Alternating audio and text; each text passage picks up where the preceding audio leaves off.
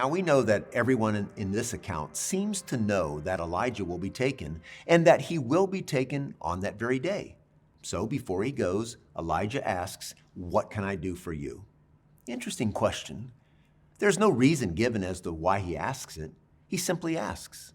As a reader, your attention is probably more fixed on what is going to happen when Elijah dies, or rather departs, and not exactly on how Elisha is going to answer the question.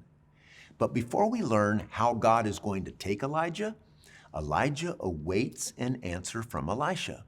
Think about that question.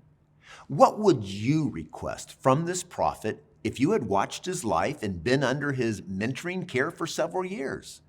King Solomon was asked such a question by the Lord, and he asked for wisdom. Good answer. What might be an equivalent good answer for Elisha?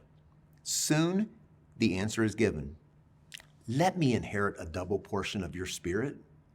The first thing that might come into our minds about the whole double portion is Elijah's miraculous power, which might indicate that Elisha's a little power hungry.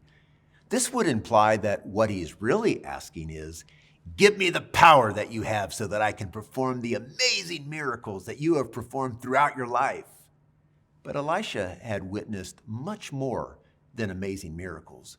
The hours he had spent with Elijah were no doubt spent talking through the highs and lows of ministry, and Elijah had no doubt many experiences that he passed on to Elisha.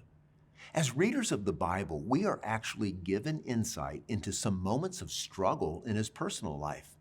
Personally, I think that Elisha knew what he was asking for. He knew that there was a price for making his request for a double portion. In fact, Elijah's response seems to reinforce this perspective, stating, "You have asked for a difficult thing." Elijah did not say, "You do not know what you are asking," as Jesus had responded to the mother of the sons of Zebedee in Matthew chapter 20, verse 22, stating, "You don't know what you're asking. Can you drink from the cup I'm going to drink?" No, Elijah simply states that it will be a difficult thing.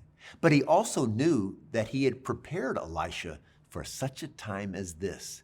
I even think that as he looked away, there was a smile on his face with a sense of pride for his mentee welling up in his heart.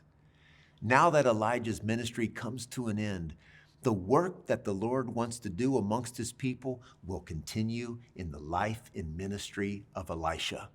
The Lord's hand had obviously been on Elijah as he had used him in important ways to continuously point the nation back to the Lord, even though he did not see the evidence of much fruit from his ministry. His life is amazing, but now it all rests on Elisha.